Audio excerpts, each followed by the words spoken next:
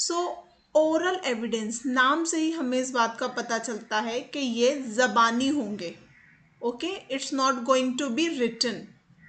जैसे कि हमारे डिफरेंट आर्काइव्स जो हमने अभी तक पढ़े या जो रिकॉर्ड्स के बारे में देखा, सारी चीज़ें लिखी गई थी, लिखत में थी. But oral evidence of course उसका अपोजिट है.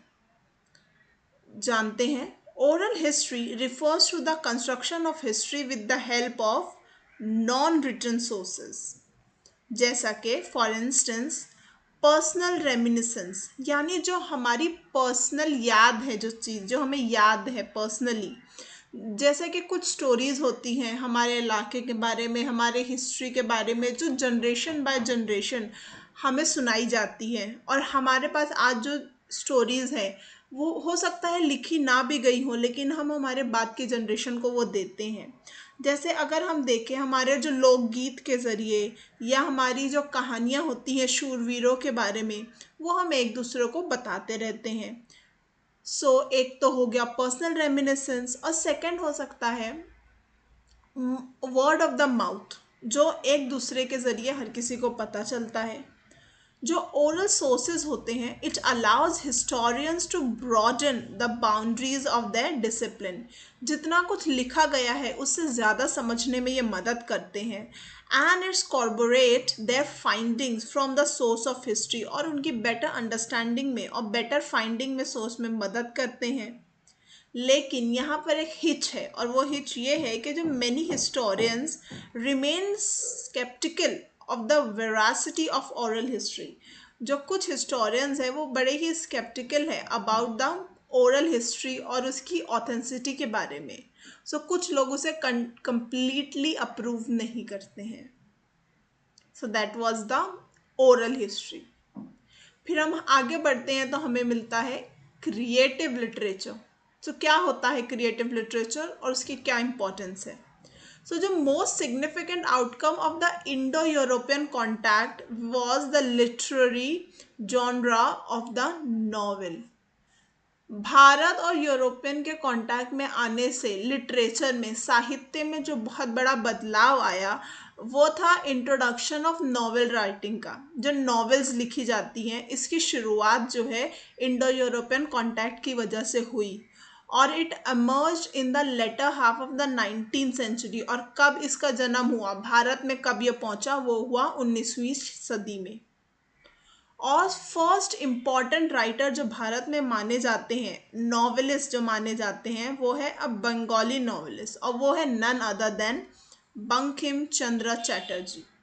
उनका काल रहा 1838 से 94 तक. इनकी जो नॉवेल्स हैं वो मोस्टली किस नेचर की हैं? मोस्टली वो नेचर में हिस्टोरिकल हैं. और उनकी बेस्ट नोन जो नॉवेल है वो है आनंद मठ. और आनंद मठ किस चीज़ के लिए मशहूर है? It is noted for its powerful lyric Vande मातरम.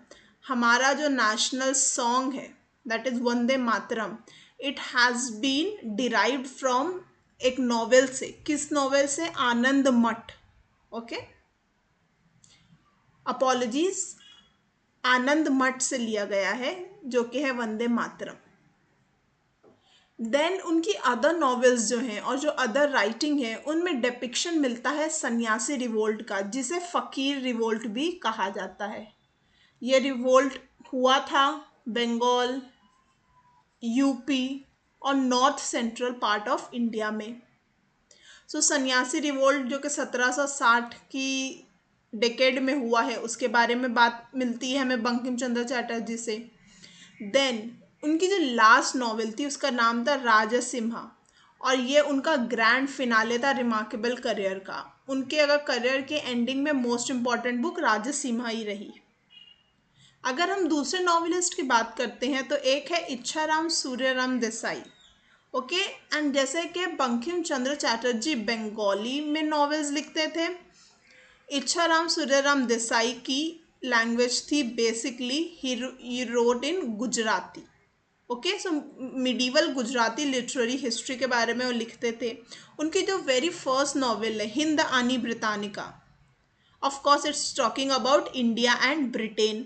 वो one of the earliest novel है जिसमें पॉलिटिकल ओवरटोन है। पॉलिटिकल ओवरटोन मीन्स उसमें जो कुछ लिखा गया है उसमें बहुत ही पॉलिटिकल शेड्स मिलते हैं। वो उस वक्त की गवर्नमेंट के बारे में बात कर रहे हैं, उस टाइम सत्ता कैसे चल रही थी उसकी बात कर रहे हैं। अगर हम हमारी एक और वर्नाकुलर लैंग्वेज की बात करें जो कि है तमिल, उसके जो राइटर्स हैं उसमें बहुत ही इम्पॉर्टेंट एक है गिरिजा दिव्वी एंड रामतिर थमल, जिन्होंने लिखा मोहना रजनी। ओके, एंड अनदर उनका जो वर्क है वो है दसी कलिन मुसावलाय। ये जो है नॉवेल ये बहुत ही इफ़ेक्टिव व्हीकल बन गया, बहुत ही इफ़ेक्टिव सोर्स बन गया। किस चीज़ के लिए? सोशल एक्सपीरियंस के लिए।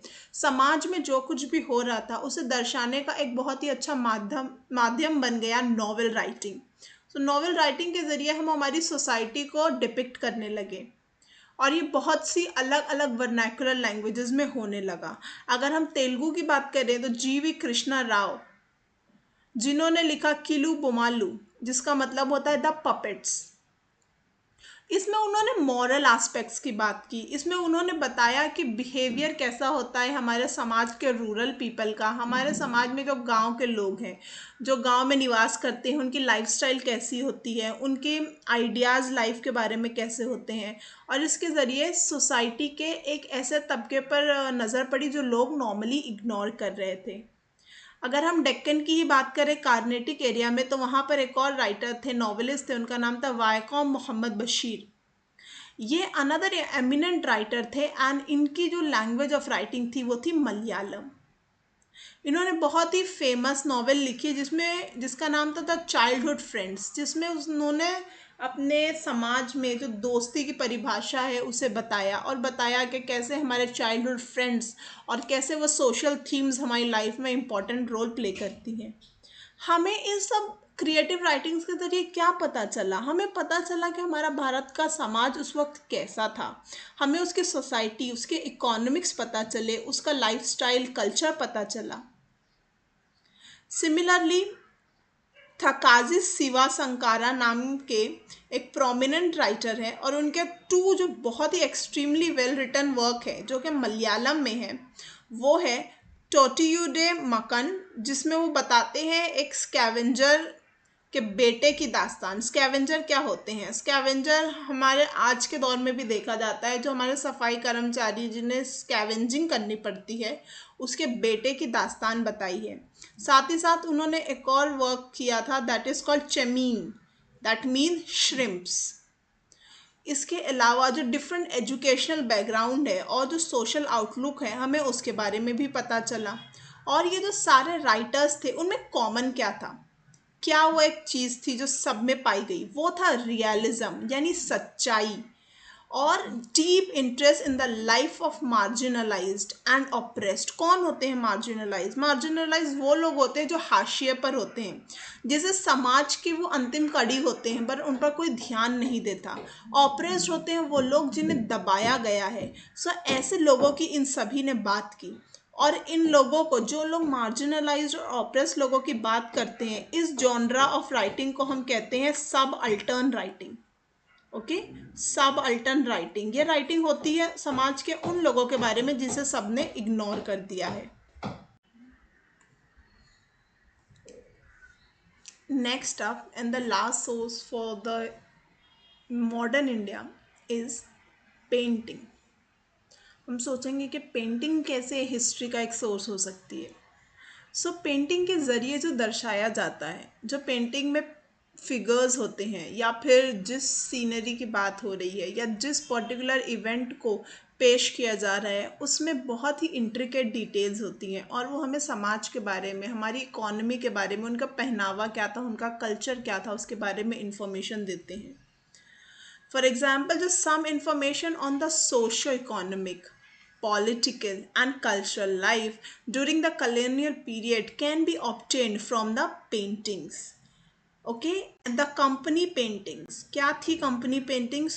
The company paintings, जिसे also कहा जाता था पटना कलम। पटना मतलब बिहार के पटना की हम बात कर रहे हैं। जो कंपनी की एक स्टाइल ऑफ पेंटिंग थी वो पटना कलम भी कहलाती थी, emerged under the patronage of east India company. क्या होता है पैट्रोनेज? पैट्रोनेज मतलब ईस्ट इंडिया कंपनी इसे मदद कर रही थी उभरने में इस स्टाइल ऑफ पेंटिंग को, जो कि था पटना कलम, और उसे उसका फुल ऑन सपोर्ट था। It could be support politically and support economically also. Patronage जैसे राजा के दरबार में किसी आर्टिस्ट को पैट्रोनाइज किया जाता था, सिमिलरली। क्या था पटना कलम? सो दे पिक्चराइज द पीपल, ये लोगों की और सीन्स की पेंटिंग होती थी। सी पेंटिंग्स बहुत टाइप की होती हैं, कुछ लोग एनिमल पेंटिंग करते हैं, कुछ फ्लोरा फौना की पेंटिंग्स होती हैं, कुछ एब्स्ट्रैक्ट आर्ट होते हैं। ये जो पेंटिंग थी पटना कलम, वो पीपल और सीन्स के बारे में बताती थी as they existed at the time. यानी हम दूसरे लफ्ज़ों में कह सकते हैं कि ये उस वक्त के लोगों और चीज़ों की पेंटिंग थी। क्या ये पेंट करते थे? ये पेंट करते थे उस वक्त के जो ट्रेडिंग सिस्टम्स थे, वहाँ के जो फेस्टिवल थे, जो डांस था, और जो लोगों का अटायर, जो उनकी पोशाकें थी। यानी वो हमारे त्यौहार, हमारे नाच गाने और हमारे कल्चर और हमारे पोशाक की पेंटिंग करते थे। कंपनी पेंटिंग्स बहुत ही पॉपुलर रही in the 19th century until the introduction of photography. कब पेंटिंग्स का डाउनफॉल शुरू हुआ? Painting started to lose its importance when arrival हुआ फोटोग्राफी का, और वो हुआ 1840 के आसपास। The pictorial images produce by the British and Indian paintings, वो थी पेंसिल ड्राइंग्स हो सकती थी, एचिंग हो सकते थे, या फिर जो पोस्टर्स, कार्टून्स, इवन बाजार प्रिंट्स यानी बाजार के हालात बताते थे, वो सभी बहुत ही इम्पॉर्टेंट रिकॉर्ड पेश करते हैं। साथ ही साथ जो टाइम पीरियड बहुत ही इम्पॉर्टेंट रहा विद रिगार्ड टू पेंटिंग, वो है 1857 का रिवोल्ट। रिवोल्ट को पेंटिंग्स के ज़रिए बहुत ही इलेबरेटली पेश किया गया है। और जो ब्रिटिश पिक्चर्स हैं वो हमें बहुत ही इंट्रिकेट इमेज ऑफर करती हैं, लेकिन कुछ इमेजेस जो हैं were meant to provoke a range of different emotions and reactions. Some of them commemorate the British heroes who saved the English. अभी हमें ये बात समझनी होगी कि अगर कोई स्टाइल ऑफ पेंटिंग पैट्रोनाइज की गई है इंग्लिश के ज़रिए, ब्रिटिशर्स के ज़रिए, सो उसमें जो पेंट किया जाएगा वो एक तरीके से उनके ख़यालात पेश किए जाएंगे, उनका ओपिनियन पेश किया जाएगा, और वो एक स्पेसिफिक इमोशन को प्रोवोक करने की कोशिश करेंगे। सो बिल्कुल ऐसा ही हुआ इस स्टाइल ऑफ पेंटिंग में। और यहाँ पर जो ब्रिटिश सो कॉल्ड हीरोज़ थे फॉर द ब्रिटेन क्राउन, उनके बारे में पेंट किया गया। और 1857 में जो उनके स्पेसिफिक ब्रिटिश ऑफिशियल्स थे जो आगे आगे रहे उस रिवोल्ट को सप्रेस करने में, उन्हें पेंट किया गया।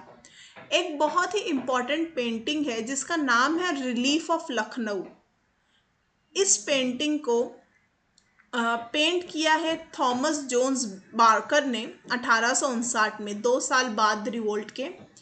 और इस पेंटिंग में लखनऊ की रिलीफ के बारे में बताया गया है। एक्चुअली लखनऊ जो है वो सैक कर लिया गया था, और कैसे सक्सेसफुली लखनऊ की सीज हुई थी, यानी कैसे लखनऊ को घेर कर अल्टीमेटली उसमें रिवोल्ट को दबाया गया था ब्रिटिशर्स के ज़रिए।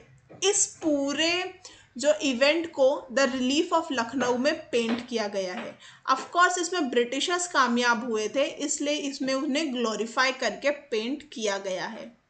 एक और ऐसा ही एग्जाम्पल है इन मेमोरियम, पेंटिंग का नाम है, जिसे बनाया है जोसेफ नोएल पेटन ने।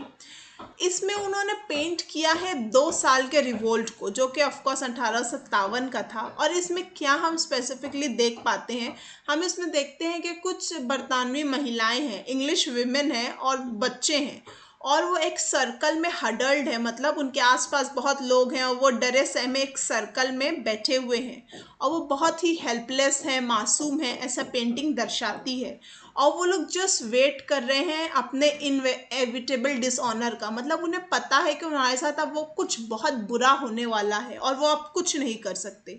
अब वो बहुत बुरा है जो वायलेंस और जो उन पर अल्टीमेटली डेथ का इफेक्ट होने वाला है। इस पेंटिंग के जरिए ये बताने की कोशिश की गई है कि जो इंग्लिश विमेन और चिल्ड्रन थे उनके साथ 1857 में क्या हुआ और कैसे उनके साथ डिसऑनर किया गया और वायलेंस की गई और अल्टीमेटली उन्हें मार दिया गया। ऑफ कोर्स ये पेंटिंग जो है पैट्रोनाइज की गई थी ब्रिटेन के बारे में, तो ये थोड़ा प्रो ब्रिटिश राज हमें पिक्चर पेश करेगी। लेकिन ये जो पेंटिंग्स है म्यूटिनी पीरियड की, जो 1857 का रिवोल्ट है, उसका जो अगर हम देखेंगे कि रीज़न क्या था, इमीडिएट रीज़न क्या था, सो ये हुआ था कि ग्रीस कार्ट्रिजेस की वजह से आर्मी में म्यूटिनी हो गई थी। मतलब जो हमारे आर्मी में जवान थे उन्होंने उसके खिलाफ बगावत कर दी थी, इसलिए इस पीरियड को म्यूटिनी पीरियड भी कहा जाता है। Okay, Mutiny period are important for the historians to interpret and understand the world views of the British and the Indians regarding this major event.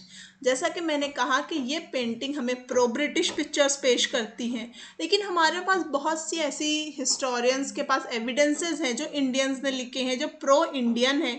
सो अगर हम दोनों को पढ़ते हैं, जानते हैं, देखते हैं, तभी हम समझ पाएंगे कि उन दोनों का क्या अंडरस्टैंडिंग था, दोनों पार्टीज का, इंडियंस का भी एंड ब्रिटिशर्स का भी। ये हमें वर्ल्ड व्यू बनाने में बेटर हेल्प करता है और हम इतने बड़े इवेंट जो कि 1857 का रिवोल्ट था उसके बारे में कंप्लीटली अंडरस्टैंडिंग हासिल कर सकते हैं। अगर हम सिर्फ किसी एक पार्टी को सुनते तो वो उतना ऑब्जेक्टिवली हम नहीं समझ पाते। अनदर टाइप ऑफ पेंटिंग जो थी वो थी काली घाट पेंटिंग, जो आई थी फोरफ्रंट में कलकत्ता से 19वीं सदी में। और ये थी जो सिर्फ नॉट ओनली माइथोलॉजिकल फिगर्स यानी जो हमारे रिलीजियस फिगर्स हैं उसे बताती थी, बल्कि हमारे आम आदमी को भी दर्शाती थी जो कि वो अपनी ज़िंदगी में आम लाइफ में डे टू डे कर रहा है। सो ये मिक्सचर था हमारे रिलीजियस माइथोलॉजीज का, साथ ही साथ हमारे डेली लाइफ के ऑर्डिनरी आम इंसान का। The latter pictures captured of course ये सोशल चेंजेस जो हमारे समाज में आ रहे थे, जो तब्दीलियां आ रही थी उसे रिकॉर्ड करते हैं। और ऑफकोर्स ये कलकत्ता में जन्मी, सो ये बेसिकली कलकत्ता को ही दर्शाती हैं। और ये जो पेंटिंग्स है ये कमेंट करती हैं उस वक्त में जो सोशल बुराइयां थी, जो समाजी बुराइयां हमारे देश में मौजूद थी, स्पेसिफिकली कलकत्ता या बंगाल में, उसके बारे में बताती हैं और उसके बारे में कमेंट करती हैं, यानी हमें बताती हैं कि वो कितनी गलत थी। Some of these paintings satirize certain modes adopted by the people of the time. जैसे कि अगर हम देखें तो उस वक्त बंगाल में सती का बहुत ही प्रेवलेंस था। साथ ही साथ एक और चीज़ हुआ करती थी कुलीनिज़म। कुलीनिज़म में ये होता था कि एक चाइल्ड ब्राइड होती थी, the girl use to be very small, और उसकी शादी कर दी जाती थी एक ओल्ड एज मैन से। सो ये कहलाता था कुलीनिज़म। ये बहुत प्रेवलेंट था कलकत्ता में। उसके साथ चाइल्ड मैरिज अलग चीज़ थी। सो ये सारे जो एविल्स थे इसके बारे में इस पेंटिंग के ज़रिए कमेंट किया गया है, जो कि एक बहुत ही अच्छी बात थी। लेकिन हम देखते हैं कि 19वीं सदी के आखिरी 10 साल में एक नया तरीके का आर्ट पैदा हुआ, जो इमर्जेंस हुई और एक मूवमेंट सा बन गया। और जो हमारा पूरा प्राइमरी स्टिमुलस था, हमारा जो मेन फोकस था, वो शिफ्ट हो गया नेशनलिज्म इन इंडिया पे, क्योंकि हम हमारी आज़ादी के करीब से करीब आते जा रहे थे। और इस वक्त उभरे आर्टिस्ट लाइक नंदलाल बोस, राजा रवि वर्मा, और इन सब ने जो एक न्यू ट्रेंड शुरू किया उससे इंडियन नेशनलिज्म को बहुत ही ज़्यादा प्रमोशन मिला। और इसी दरमियान एक न्यू स्कूल जो था बंगाल स्कूल ऑफ पेंटिंग, जो स्टार्ट किया अवधेंद्रनाथ टैगोर ने, जो कि रविंद्रनाथ टैगोर के भतीजे थे। इस स्कूल के ज़रिए इतने रेवोल्यूशनरी पेंटिंग्स बनाए गए, लोगों को जो चीज़ें दिखाई गई, लोगों में नेशनलिज्म, अपने देश के प्रति जो प्रेम उभरा और जो एक नया वेव शुरू हुआ, उसके लिए बंगाल स्कूल ऑफ पेंटिंग को डेफिनेटली श्रेय मिलना चाहिए। उसमें E.B. हेवेल जो कि उन स्कूल को लेटर ऑन ज्वाइन किया। देन अनदर पर्सन थे आनंदा कैंटिश, ये भी एक पॉलिटिकल लीडर के बेटे थे। इनके भी जो उसमें सहयोग रहा वो बहुत बड़ा है। उसके बाद जो मैनी ऑफ द पेंटिंग्स थी ये न्यू ट्रेंड की, वो फोकस की इंडियन थीम्स पर, और इंडियन थीम्स का मतलब है हमारी माइथोलॉजी और हमारे कल्चरल हेरिटेज की बात की गई। यहाँ पे हमारे एंशंट इंडिया के बारे में हमें चीज़ें बताई गई, यहाँ पे बताया गया इंडियन रिलीजन्स के बारे में हमें बताया गया, और हमारी माइथोलॉजी की तरफ हमारा ध्यान किया गया, और हमारा कितना रिच कल्चरल हेरिटेज रहा है, हमारी तहजीब के बारे में हमें बताया गया। और ये सब कुछ जो है हमें मॉडर्न आर्ट मूवमेंट को पढ़ने में इंडिया में बहुत ही मदद करते हैं। बंगाल स्कूल ऑफ आर्ट के ज़रिए ही ऐसा कहा जाता है कि जो हमें भारत माता का पहला पेंटिंग जो मिलता है वो बंगाल स्कूल ऑफ आर्ट की तरफ से ही स्टार्ट किया गया था। सो ये था हमारा chapter 1। So let's just see a quick summary कि हमने क्या क्या इसमें सीखा। We have seen the sources of modern Indian history, जिसमें हमने डिफरेंट आर्काइवल मटीरियल्स देखे, पब्लिक देन प्रेसिडेंसीज के हमने देखे, स्टेट गवर्नमेंट्स के देखे, देन कैसे जुडिशियल रिकॉर्ड्स इंपॉर्टेंट रहे, देन हम मूव फॉरवर्ड किए प्राइवेट आर्काइव्स की तरफ और कैसे वो एक सिग्निफिकेंट रोल प्ले करते हैं हिस्ट्री को डिपिक्ट करने में। देन फॉरेन रिपोजिटरीज जो इंडिया में रिकॉर्ड्स नहीं हैं बल्कि डिफरेंट लंदन, लाहौर या फिर कोपनहेगन या पेरिस में है, वो कैसे इंपॉर्टेंट है। देन हमने स्पेसिफिक देखा बायोग्राफीज और लोगों ने जो मेमोइर्स लिखे हैं और जो ट्रैवलर्स ने उनके अकाउंट्स लिखे हैं वो कैसे हमें इंपॉर्टेंट डिटेल्स देते हैं। देन बहुत ही स्पेसिफिकली हमने देखा न्यूज़पेपर्स एंड जर्नल्स, इंग्लिश साथ ही साथ वर्नैकुलर दोनों लैंग्वेजेस में कैसे इंपॉर्टेंट रोल प्ले करती हैं मॉडर्न इंडिया के बारे में हमें इंफॉर्मेशन देने में। देन हम नहीं इग्नोर कर सकते हमारे ओरल ट्रेडिशन को, हमारा जो creative literature of that time था, और साथ ही साथ जो वंडरफुल पेंटिंग्स हुई हैं उस टाइम पर और वो कैसे हमें आज उस वक्त के बारे में चीज़ें बताती हैं।